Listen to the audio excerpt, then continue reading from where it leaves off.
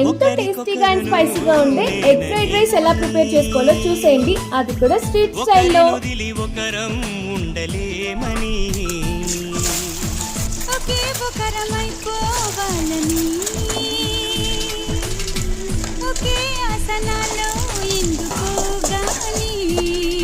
ఇన్నాళ్ళు చూడలేదే వెంటొచ్చే నీడని, నువ్వైనా చెప్పలేదే నిజాన్ని.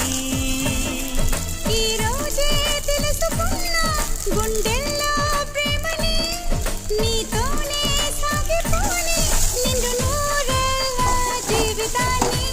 ఒకరికొకరు నేనని.